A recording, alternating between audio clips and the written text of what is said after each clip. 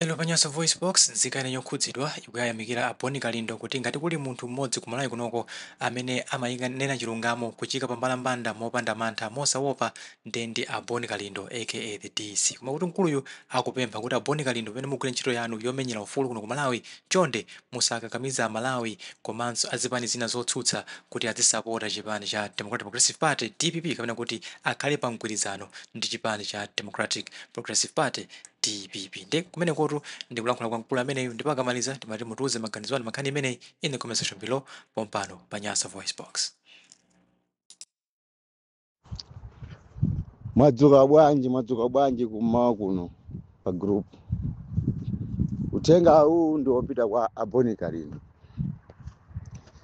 Aboni Kalindo ndi munthu woti ife monga ti Malawi olira pakali pano timadalira komanso tikuadalira.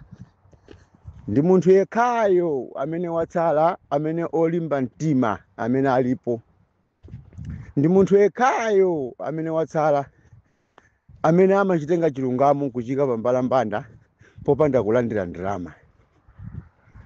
Koma pamene pali vuto Aboni Kalindo mpokuti iwo akulimbana ndi MCP boma limene lili lolamula zimene zikumatisangalatsa Amalawi tosefe.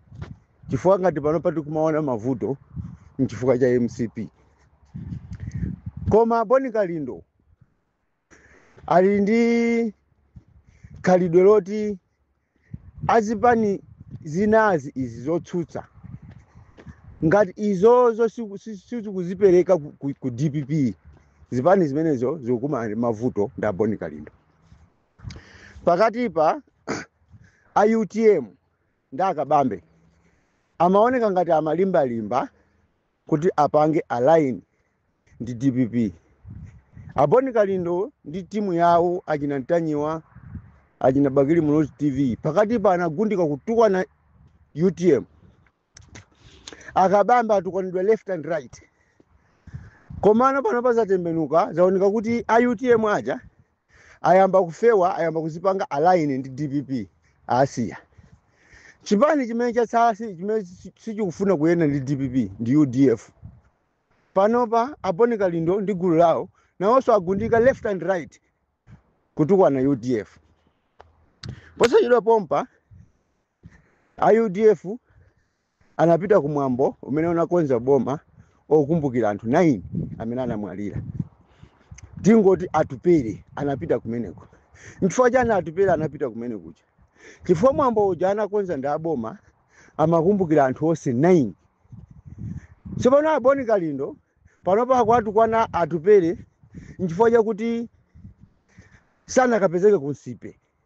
Chimene akuiwala nchoti kunsipe mwambo uja anakonza ndi akubanja la Chilima.